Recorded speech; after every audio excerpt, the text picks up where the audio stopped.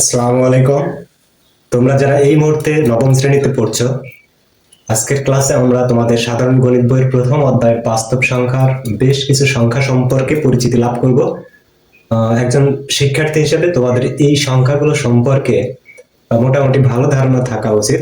তো এই ক্লাসটি সম্পূর্ণ দেখলে তোমাদের এই বেসিক সংখ্যাগুলো সম্পর্কে মোটামুটি ধারণা লাভ করতে পারবে। তো চলো আমরা আজকের ক্লাসে কোন সংখ্যাগুলো নিয়ে আলোচনা করতে চাচ্ছি। বোর্ডে দেখতে পাচ্ছ স্বাভাবিক সংখ্যা, পূর্ণ সংখ্যা, ভগ্নাংশ সংখ্যা, মূলদ সংখ্যা, অমূলদ সংখ্যা, দশমিক ভগ্নাংশ সংখ্যা, বাস্তব সংখ্যা, ধনাত্মক সংখ্যা, ঋণাত্মক সংখ্যা, অঋণাত্মক সংখ্যা।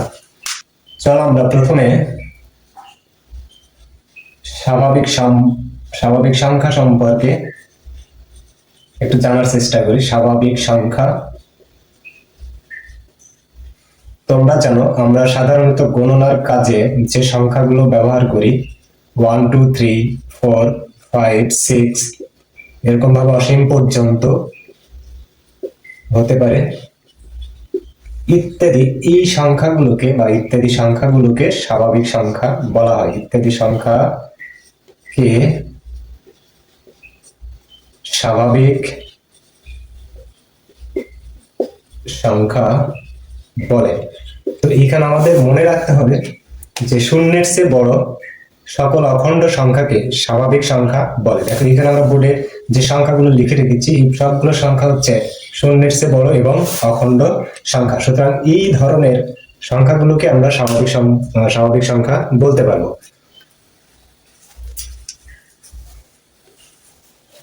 এই স্বাভাবিক সংখ্যাগুলোর মধ্যে আমরা যদি একটু দেখি আরো বেশ কয়েক ধরনের সংখ্যা পাওয়া যায়। যেমন তুমি পাবা হচ্ছে জোড় সংখ্যা।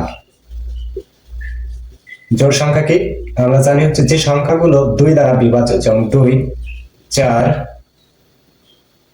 6 8 এরকম ভাবে অসীম পর্যন্ত চলবে। এই সংখ্যাগুলোকে হচ্ছে জোড় সংখ্যা বলা হয়। এরপরে আছে হচ্ছে বিজোড় সংখ্যা। বিজোড় সংখ্যা কোনগুলো? যে সংখ্যাগুলোকে আমরা 2 দ্বারা ভাগ করতে পারবো না, যেমন 1 3 5 7 এইভাবে অসীম পর্যন্ত। এখানে আরো এক ধরনের সংখ্যা আছে মৌলিক সংখ্যা। মৌলিক সংখ্যা কোনগুলো? যে সংখ্যাগুলোকে ভাঙলে আমরা ওই সংখ্যা এবং এক ব্যতীত আর কোনো সংখ্যা পাবো না, সেই সংখ্যাগুলোকে মৌলিক সংখ্যা বলা হয়। তো আমাদের সবচেয়ে ছোট মৌলিক সংখ্যা হচ্ছে 2, তারপর হচ্ছে 3 5 7 11 13 এইভাবে অসীম পর্যন্ত হতে পারবে। অর্থাৎ এই সংখ্যাগুলোকে আমরা ভাঙলে শুধুমাত্র কি পাবো? যেমন 2 কে ভাঙলে 2 এবং 1 পাবো বা 1 গুণন 2 পাবো। 3 কে ভাঙলে আমরা 1 গুণন 3 পাবো। 5 কে ভাঙলে আমরা 1 গুণন 5 পাবো। অর্থাৎ ওই সংখ্যা এবং 1 ছাড়া আর কোনো সংখ্যা পাওয়া যাবে না, সেই সংখ্যাগুলোকে মৌলিক সংখ্যা বলা হয়। তো এই সব ধরনের সংখ্যাই কিন্তু আমাদের স্বাভাবিক সংখ্যার ভিতরে আছে। আশা করি বুঝতে পারছো। তাহলে এইবার চলো আমরা পূর্ণ সংখ্যা নিয়ে আলোচনা করি। পূর্ণ সংখ্যা, পূর্ণ সংখ্যা কোনগুলো হবে? পূর্ণ সংখ্যাগুলো হবে হচ্ছে, সংজ্ঞায় যদি বলে দিই তাহলে এভাবে বলতে পারো যে শূন্য সহ সকল ধনাত্মক ও ঋণাত্মক সংখ্যাকে পূর্ণ সংখ্যা বলা হয়। তুমি সংজ্ঞা এইভাবে লিখতে পারো যে শূন্য সহ সকল ধনাত্মক ও ঋণাত্মক সংখ্যাকে পূর্ণ সংখ্যা বলে। যেমন আমরা যদি চিন্তা করি যে শূন্যের বাম দিকে যদি আমরা আসি তাহলে পাবো হচ্ছে -1, -1 এর বাম দিকে আসলে পাবো হচ্ছে -2, -2 এর বাম দিকে আসলে পাবো হচ্ছে কত? -3। এইভাবে আমরা যেতে পারবো হচ্ছে অসীম পর্যন্ত। এবং শূন্যের ডান দিকের যে সংখ্যাগুলো আছে এই সংখ্যাগুলোকে আমরা লিখতে পারবো 1 2 3 4 এইভাবে অসীম পর্যন্ত। এখানে সংজ্ঞায় দেখে আমরা বলতে পারবো শূন্য সহ সকল ধনাত্মক ও ঋণাত্মক। এখানে একটা শব্দ তোমাদের অবশ্যই সংযুক্ত করতে হবে, অখণ্ড। শূন্য সহ সকল ধনাত্মক ও ঋণাত্মক অখণ্ড সংখ্যাকে পূর্ণ সংখ্যা বলে। কারণ পূর্ণ সংখ্যার ভিতরে আমরা যদি একটু খেয়াল করে দেখো পাবো হচ্ছে এই সংখ্যাগুলো হচ্ছে ঋণাত্মক সংখ্যা, অর্থাৎ শূন্যের বাম পাশের যে সংখ্যাগুলো আমরা পাবো এই সংখ্যাগুলো হচ্ছে ঋণাত্মক, এবং শূন্যের ডান দিকে যে সংখ্যাগুলো আছে এই সংখ্যাগুলো হচ্ছে ধনাত্মক, এবং আর একটি সংখ্যা হচ্ছে শূন্য।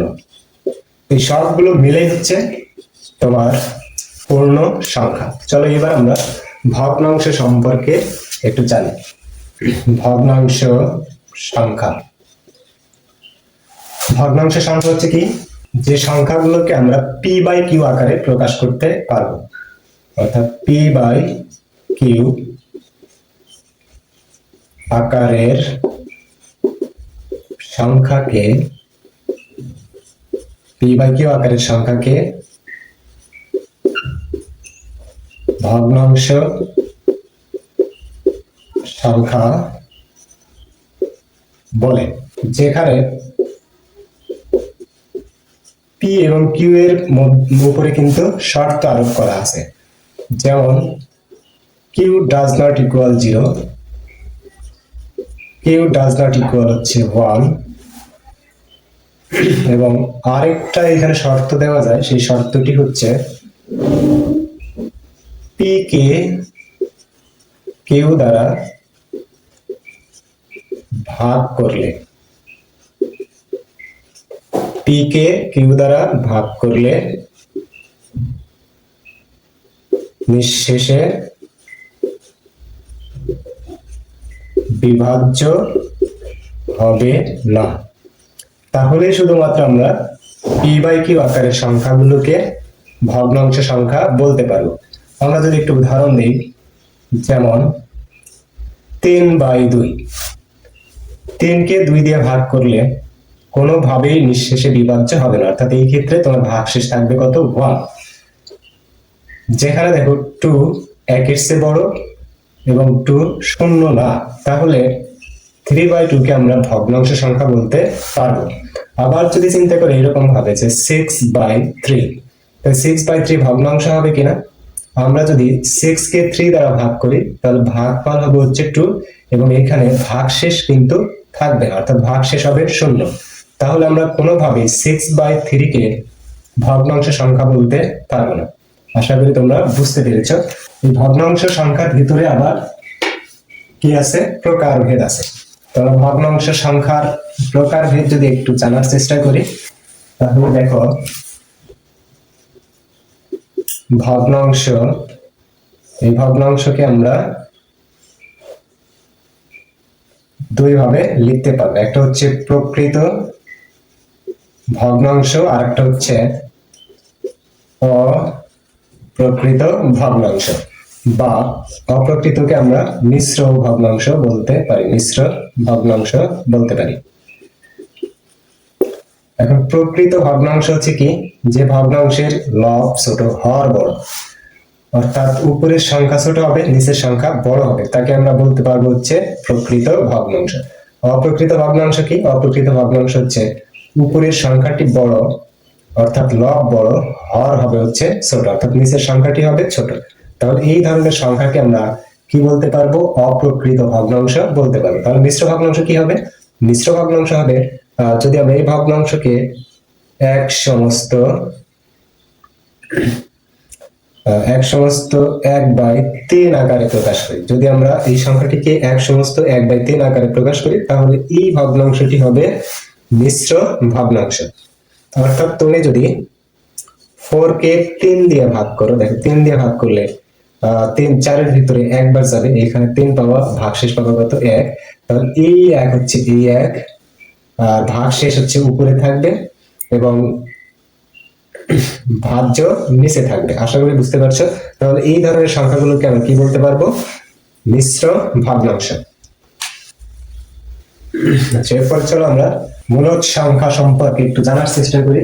পরীক্ষায় কিন্তু মূলদ সংখ্যা সম্পর্কে এমসিকিউতে সাধারণত থাকে। তাহলে আমরা মূলদ সংখ্যা একটু ভালো করে দেখে নিব। মূলদ সংখ্যা, মূলদ সংখ্যা হচ্ছে কি, তোমার হচ্ছে যে সংখ্যাকে যে সংখ্যাকে পি বাই কিউ আকারে প্রকাশ করা পি বাই কিউ আকারে প্রকাশ করা যায়, যেখানে কিউ ডাজ নট ইকুয়াল কত 0, কিউ ডাজ নট ইকুয়াল 0 এবং পি ও কিউ পূর্ণ সংখ্যা, পি ও কিউ হচ্ছে পূর্ণ সংখ্যা, তাকে মূলদ সংখ্যা বলে। এখন এই সংখ্যাগুলো কিরকম হবে, যেমন ধরো 3 হচ্ছে একটি সংখ্যা, 3 কে আমরা 3/1 আকারে লিখতে পারবো, যেখানে 3 এবং 1 উভয় কিন্তু পূর্ণ সংখ্যা, তার মানে এই 3 হচ্ছে মূলদ সংখ্যা। আচ্ছা, এরপরে চলো আমরা যদি লিখি -1/2, -1/2 হচ্ছে একটি পূর্ণ সংখ্যা, কারণ কি -1 এবং 2 উভয় পূর্ণ সংখ্যা। তারপরে যদি আমরা চিন্তা করি যে রুট অফ 4 মানে কি, রুট অফ 4 হচ্ছে 2, এই 2 কে আমরা কিভাবে প্রকাশ করতে পারবো, 2/1 আকারে প্রকাশ করতে পারবো। তো 2/1 যদি মূলদ সংখ্যা হয়, তাহলে √4 ও কিন্তু মূলদ সংখ্যা। আচ্ছা, এরপর 0 মূলদ সংখ্যা। কেন মূলদ সংখ্যা? কারণ শূন্যের নিচে আমরা যে কোনো পূর্ণ সংখ্যা লিখতে পারি। তুমি যদি 3 লেখা যাবে, তারপর 0 সমান 0/-3 যদি লেখো তাহলেও লেখা যাবে। তার মানে কি যে 0 ভাগ সামথিং বলতে এখানে নিচেরটা অবশ্যই কি হতে হবে, পূর্ণ সংখ্যা হতে হবে। তাহলে আমরা এই 0 কে কি বলতে পারবো, মূলদ সংখ্যা বলতে পারবো। চলো এবার আমরা অমূলদ সংখ্যা সম্পর্কে জানার চেষ্টা করি। এখানে সবকিছুই ঠিকঠাক থাকবে, আমরা জাস্ট এখানে লিখবো হচ্ছে অমূলদ সংখ্যা। যে সংখ্যাকে আমরা পি বাই কিউ আকারে প্রকাশ করা যায় না, যেখানে Q does not equal 0, P ও কিউ হচ্ছে পূর্ণ সংখ্যা, তাকে বলা হয়েছে অমূলদ সংখ্যা। যেমন ধরো 1.3574 এইভাবে অসীম পর্যন্ত চলতে থাকবে। তাহলে এই সংখ্যাকে কোনোভাবেই আমরা পি বাই কিউ আকারে প্রকাশ করতে পারবো না। কেন পারবো না? কারণ দশমিকের পরে অসীম সংখ্যক কি আছে, ডিজিট আছে। এরপরে ধরো √3 এর ভ্যালু কত, 1.732, এরপর আছে অসীম পর্যন্ত। তাহলে কোনোভাবেই আমরা এই সংখ্যাকে মূলদ সংখ্যা বলতে পারবো না। হ্যাঁ, এখন তুমি যদি বলো যে স্যার √3 মানে কি, √3/1 আকারে লেখা যায়, ঠিক আছে, লেখা যায়, কোনো অসুবিধা নাই। কিন্তু যেহেতু √3 পূর্ণ সংখ্যা নয়, আমাদের কন্ডিশনে কি দেওয়া আছে দেখো, পি ও কিউ উভয়কেই পূর্ণ সংখ্যা হতে হবে। যেহেতু আমার লব পূর্ণ সংখ্যা নয়, তাহলে আমরা √3/1 কে মূলদ সংখ্যা বলতে পারবো না, কারণ √3 হচ্ছে কি অমূলদ সংখ্যা, কারণ √3/1 হচ্ছে কি অমূলদ সংখ্যা। এরপরে ধরো যদি কোথাও দেখো যে আছে √3+1, তাহলে এই সংখ্যাটি মূলদ না অমূলদ? এই ক্ষেত্রে তোমাকে দেখতে হবে এইখানে যদি কোনো একটি অংশ অমূলদ সংখ্যা হয়, অমূলদ সংখ্যার সাথে তুমি যে কোনো সংখ্যা যোগ করো বা বিয়োগ করো অথবা ভাগ করো অথবা গুণ করো, তাহলে ওই পুরা সংখ্যাটি কি হবে, অমূলদ সংখ্যা হবে। আবার চিন্তা করো যে স্যার √3/2 যদি থাকে, তাহলে কি হবে, অবশ্যই অমূলদ সংখ্যা হবে। কেন? 2 পূর্ণ সংখ্যা হলেও √3 কিন্তু পূর্ণ সংখ্যা নয়, তার মানে কি অবশ্যই √3/2 হচ্ছে অমূলদ সংখ্যা। আশা করি বুঝতে পারছো। তো চলো এবার আমরা দশমিক ভগ্নাংশ নিয়ে একটু কথাবার্তা বলি।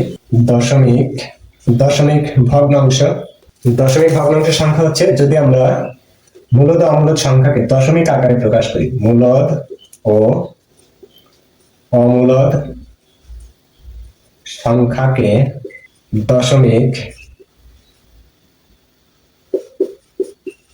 ভগ্নাংশ আকারে প্রকাশ করা হলে তাকে দশমিক ভগ্নাংশ বলে। যেমন ধরো আমরা যদি 5/2 আছে, 5/2 হচ্ছে একটি মূলদ সংখ্যা, যদি আমরা ভাগ করি তাহলে পাবো হচ্ছে 2.5। কারণ এই যে 2.5 পাওয়া গেল, এই 2.5 হচ্ছে একটি দশমিক ভগ্নাংশ। আবার ধরো যে অম্লদ সংখ্যার যদি উদাহরণ দিই √3 কে আমরা লিখতে পারি 1.732, এইভাবে অসীম পর্যন্ত। তার মানে এই ভগ্নাংশটি হচ্ছে একটি দশমিক ভগ্নাংশ। আবার ধরো 3 আছে, 3 কে আমরা লিখতে পারবো হচ্ছে 3.0 বা 3.0। তাহলে 3.0 হচ্ছে একটি দশমিক ভগ্নাংশ। এইবার আসো দশমিক ভগ্নাংশের কিছু প্রকারভেদ আছে, আমরা একটু প্রকারভেদ গুলো দেখে নিই। দশমিক ভগ্নাংশ তোমার হচ্ছে প্রথমটা হবে হচ্ছে সসীম দশমিক ভগ্নাংশ, তারপরটা হবে হচ্ছে অসীম দশমিক ভগ্নাংশ। এখন সসীম দশমিক ভগ্নাংশ কি? দশমিকের পরে অঙ্কগুলো যদি নির্দিষ্ট সংখ্যক থাকে, যেমন ধরো 1.325, এইখানে 1.325 মানে হচ্ছে দশমিকের পরে 3টা অঙ্ক আছে বা 3টা ডিজিট আছে। তাহলে অবশ্যই দেখো দশমিকের পরে অঙ্কগুলোকে আমরা গণনা করে খুব সহজে নির্ধারণ করতে পারছি। তার মানে 1.325 হচ্ছে একটি সসীম দশমিক ভগ্নাংশ। তাহলে অসীম দশমিক ভগ্নাংশ কি হবে? ধরো 1.732, এইভাবে যদি অসীম পর্যন্ত চলতে থাকে তাহলে কোনোভাবে দশমিকের পরের অঙ্কগুলোকে আমরা গণনা করে নির্ধারণ করতে পারবো না। তার মানে হচ্ছে এই দশমিক ভগ্নাংশটি একটি অসীম দশমিক ভগ্নাংশ। এরপরে চলো আমরা অসীম দশমিক ভগ্নাংশের আরো 2টা প্রকারভেদ আছে, আমরা একটু প্রকারভেদ 2টা জেনে নিই। যেমন ধরো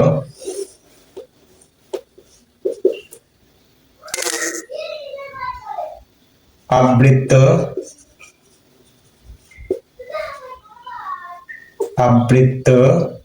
অসীম দশমিক ভগ্নাংশ। আরেকটা হবে হচ্ছে অনাবৃত্ত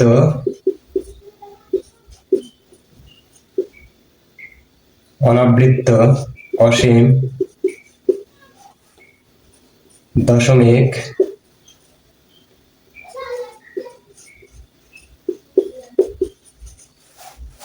অনাবৃত্ত অসীম দশমিক ভগ্নাংশ। তাহলে অসীম দশমিক ভগ্নাংশ কয় প্রকার? 2 প্রকার। একটা হচ্ছে আবৃত্ত অসীম দশমিক ভগ্নাংশ, আর একটা হচ্ছে অনাবৃত্ত অসীম দশমিক ভগ্নাংশ। আবৃত্ত অসীম দশমিক ভগ্নাংশ কি হবে? আবৃত্ত অসীম দশমিক ভগ্নাংশ হচ্ছে দশমিকের পরের অঙ্কগুলো রিপিট হতে থাকবে, যেমন 3 3 3, এইভাবে অসীম পর্যন্ত হবে। তাহলে এইটাকে আমরা বলতে পারবো হচ্ছে আবৃত্ত অসীম দশমিক ভগ্নাংশ। আরেকটা ধরো যদি এরকম ভাবে আসে যে 1.732 অসীম পর্যন্ত যদি থাকে, তাহলে দেখো এইখানে দশমিকের পরের অঙ্কগুলো কিন্তু রিপিট হচ্ছে না, অর্থাৎ একই অঙ্ক বারবার আসতেছে না। তাহলে এইটাকে বলা হবে হচ্ছে অনাবৃত্ত অসীম দশমিক ভগ্নাংশ। পরবর্তীতে আমরা এই সম্পর্কে আরো বিস্তারিত জ্ঞান লাভ করবো ইনশাআল্লাহ। এরপরে চলো আমরা দেখবো হচ্ছে বাস্তব সংখ্যা। বাস্তব সংখ্যা হচ্ছে কি? সকল মূলদ ও অমূলদ সংখ্যাকে কি বলা হয়? বাস্তব সংখ্যা বলা হয়। বাস্তব সংখ্যা হচ্ছে কি? সকল মূলদ ও অমূলদ সংখ্যাগুলোকে একত্রে বাস্তব সংখ্যা বলে। এখন মূলদ সংখ্যার ভিতরে 3 হতে পারে, তোমার 1/2 হতে পারে, 1.35 হতে পারে, তারপরে হচ্ছে √3 হতে পারে, √5 হতে পারে, √7/3 হতে পারে, ইত্যাদি হচ্ছে কি বাস্তব সংখ্যা। এরপরে চলো আমরা ধনাত্মক সংখ্যা সম্পর্কে জানি। ধনাত্মক সংখ্যা কি?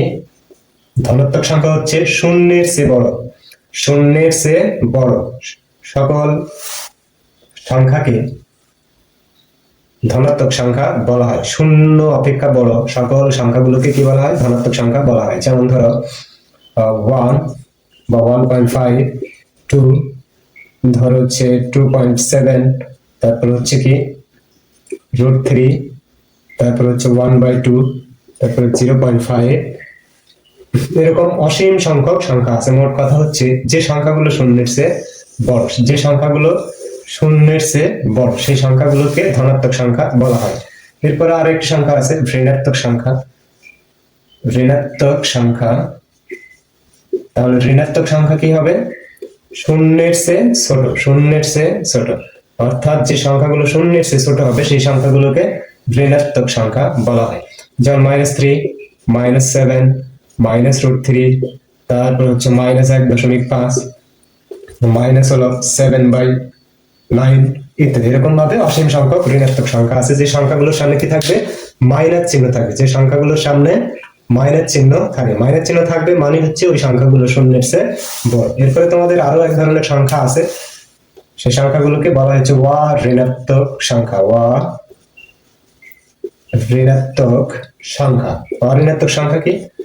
ঋণাত্মক সংখ্যাগুলো হচ্ছে যে শূন্য সহ ধনাত্মক সংখ্যাকে অঋণাত্মক সংখ্যা বলে। আমরা এইভাবে লিখতে পারবো যে শূন্য সহ ধনাত্মক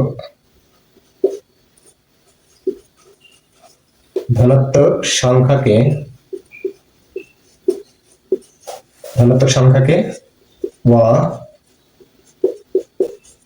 ঋণাত্মক সংখ্যা বলে।